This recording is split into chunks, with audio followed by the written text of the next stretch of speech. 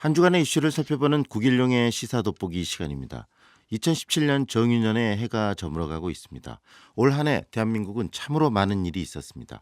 작년에 이어 역사의 길이 남을 한 해로 기억될 텐데요. 광주 전남 지역도 마찬가지였습니다. 올 한 해 시민들을 웃고 울게 만들었던 광주 전남의 10대 뉴스를 선정해서 그 의미들을 오늘은 정리해 보겠습니다.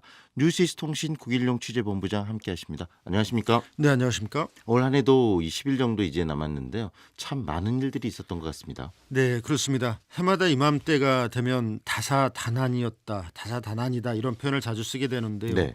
올해도 크게 다르지 않았습니다.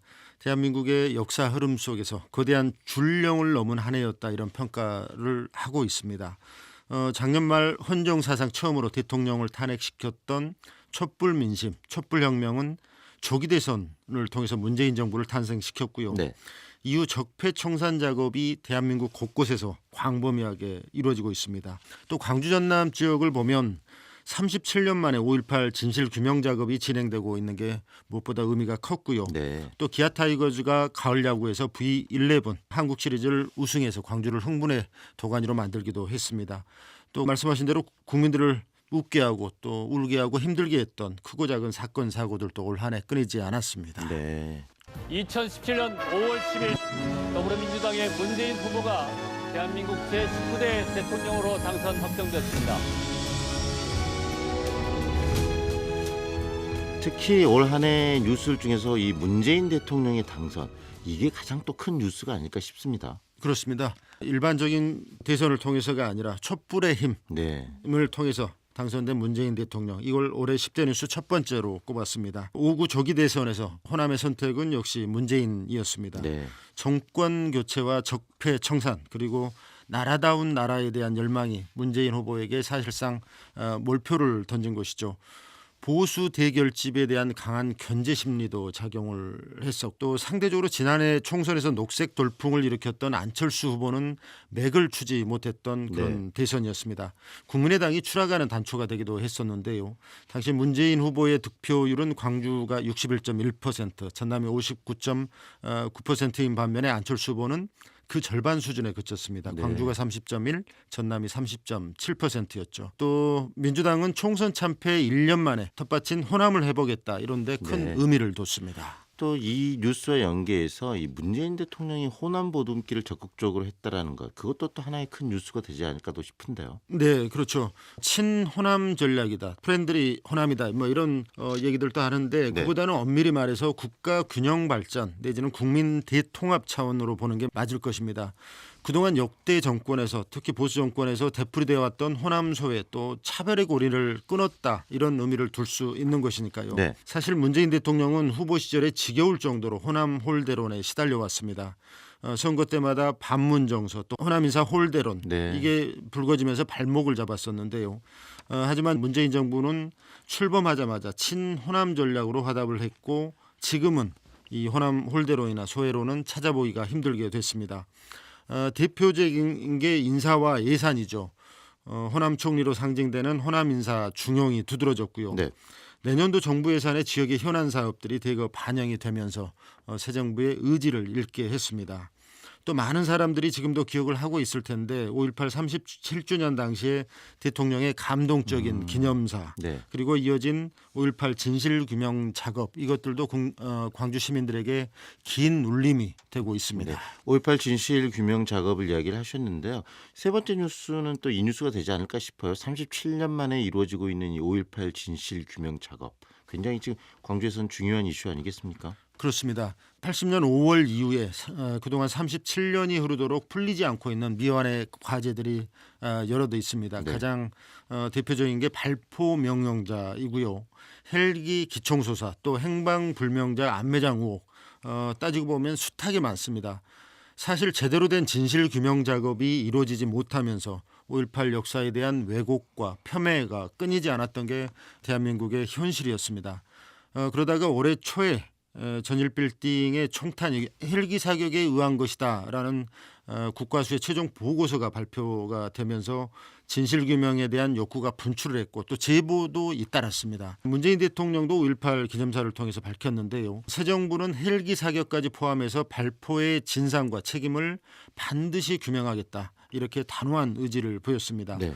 현재 국방부 특별조사위원회가 가동이 되고 있고 또 안매장 발굴 작업도 이어지고 있는데 가시적인 성과가 있기를 기대해 봅니다. 네. 그리고 어제 저희가 또 다룬 부분이기도 했는데요. 이 KTX가 무안공항을 경유를 하는 걸로 노선이 확정됐다. 이것도 지역에 있어서는 굉장히 중요하고 큰 뉴스가 아닌가 싶습니다. 네, 그렇습니다. 지역 경제와 관련해서 올해 10대 뉴스로는 네 번째, 다섯 번째를 꼽았는데요. 네. 말씀하신 대로 전남 지역의 오랜 수건이었던 호남 고속철도 무안공항 경유 노선이 확정된 게 일단은 지역의 큰 희소식이었습니다. 네. 2020년에 공사를 시작을 해서 오는 2025년에 개통한다 이런 계획인데 광주 송정역에서 나주 무안공항을 거쳐서 목포역으로 가는 77.6km 구간입니다. 예산은 1조 원 이상이 더 투입이 되고 국비가 오겠지만 네. 무안공항의 서남권 거점공항의 육성 또 광주와 무안국제공항의 통합 논의까지 탄력을 받을 것으로 기대가 됩니다. 최근에 윤장현 시장이나 이재영 도지사 권한대행이 이 부분에 대해서 약간의 공감대를 갖고 있는 게 아니냐 이런 생각도 드는데요. 네. 반면에 지역 경제계에 어두웠던 소식은 갈 길 먼 금호타이어 정상화라고 붙여봤습니다. 네. 중국 자본의 해외로 매각되는 것까지는 가까스로 막아냈습니다만 금호그룹에서 분리가 되고 또 홀로서기를 하는 작업, 이 금호타이어의 앞날은 여전히 짙은 안개 속에 있다 이렇게 말씀드릴 수가 있겠습니다. 네. 기아 타이거즈 통산 11번째 한국 시리즈 우승을 차지합니다. 네, 경제 이야기를 해주셨는데 방금 이 커트가 나온 이 기아 타이거즈 우승 이야기는 또 굉장히 즐거운 소식이 아닌가 싶어요. 네, 예, 그렇죠. 굉장히 광주 시민들을 들뜨게 만들었던 그런 일이 바로 기아 타이거즈 우승이었다는 생각이 듭니다. 네, 8년 만에 한국 시리즈 우승이었습니다. V11을 달성한 뉴스를 올해 10대 뉴스 6번째로 선정을 했습니다. 지난 2009년에 10번째 우승을 차지한 이후에 8년 만에 올 시즌에 통합 우승을 차지한 것인데요. 네. 더구나 게임 내용도 상당히 극적이어서 팬들의 재미를 더했습니다. 기억하시겠지만 1차전은 기아 챔피언스필드 홈구장에서 있었는데 두산 베어스에게 패했었죠. 그렇지만 2차전에 양현종의 완봉 역투를 앞세워서 분위기 반전에 성공을 했고 네. 서울 잠실 경기장에서 내리 3연승을 거두면서 한국 시리즈 우승을 차지했습니다. 양현종 선수가 MVP부터 시작을 해서 모든 상을 휩쓸었고요. 골든글러브에도 기아 선수들이 가장 많은 이름을 올렸습니다. 내년에도 호랑이의 전성시대가 이어질 것인지 벌써부터 2018년 시즌을 기다린다 이런 야구 팬들이 많습니다. 네.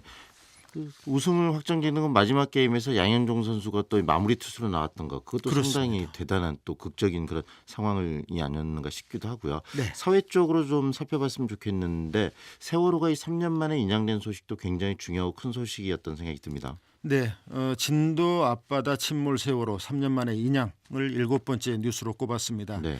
2014년 4월 16일 세월호 참사가 일어난 지 꼭 1089일 만인 3월 23일에 인양이 돼서 네. 목포 신항의 거치가 됐습니다.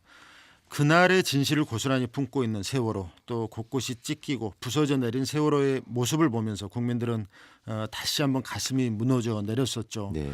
목포 신항에는 추모객들의 발길이 끊이지 않았었고요. 또 곳곳이 노란 물결로 넘쳐났습니다.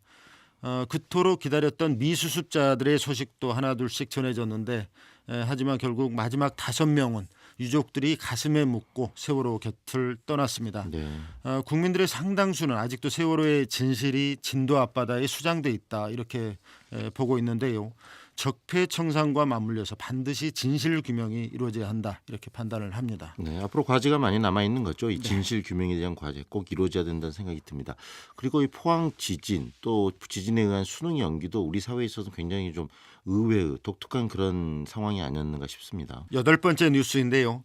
지난 11월 15일 오후 2시 29분이었습니다. 경북 포항시 북구에서 규모 5.4의 지진이 발생을 했었죠. 지난해 있었던 경주 지진에 이어서 역대 2번째 규모의 강진이었습니다. 발생 깊이 그러니까 진원이 얕았고 또 그러다 보니까 전국 대부분의 지역에서 흔들림이 감지가 됐었는데요. 포항 지역에서 이어진만 70여 차례에 달했습니다. 곳곳에서 피해가 속출했고 네. 우리나라도 더 이상의 지진의 안전지대가 아니다 이런 충격과 경각심을 준 그런 재난이었습니다. 이 재난 사태로 11월 16일 치러질 예정이었던 대학 수학 능력 시험이 일주일 뒤인 23일로 연기가 돼서 치러졌습니다. 수능 체제가 도입된 이후에 처음 있는 일이었는데요. 학생들의 안전을 고려해서 전격적으로 이루어진 조치였는데 다행히 별다른 사고 없이 시험이 치러졌습니다. 네. 그리고 또 우리 사회 먹거리 문제의 어떤 심각한 그런 부분이었더니 살충제 계란 파동 여파도 굉장히 컸습니다. 그렇습니다. 우리 사회에서 먹거리 또 아이들과 관련된 그런 사회 문제들은 이루어지지 않는 게 좋을 것 같은데 네. 올해 찜통 더위 속에 살충제 계란 파동이 올해 10대 뉴스 9번째로 꼽혔습니다. 지난 8월에 경기도 남양주 또 광주의 산란계 농장 계란에서 피프로닐이죠. 네. 농약 살충제 성분이 검출이 되면서 시작이 됐는데요. 우리 지역의 나주 공산면의 농가에서도 살충제 성분이 검출이 되면서 출하된 계란이 전량 폐기가 되고 또 계란값이 폭등하는 그런 사태를 빚었습니다. 더구나 심각한 것은 친환경 인증 농가에서도 기준치를 초과한 살충제가 검출이 됐다라는 건데요. 네. 소비자들은 망연자실했고요. 관계 당국은 뒤늦게 대책을 마련하느라 부산을 떨기도 했습니다. 네. 그리고 환경미화원들이 잇따라 이 불의의 사고를 당하면서 주위를 굉장히 안타깝게 하는 그런 일도 있었죠.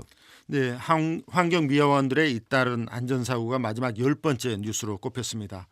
새벽에 열악한 환경에서 근무하는 환경미화원들이 불의의 사고로 숨지는 사고가 이어졌는데요.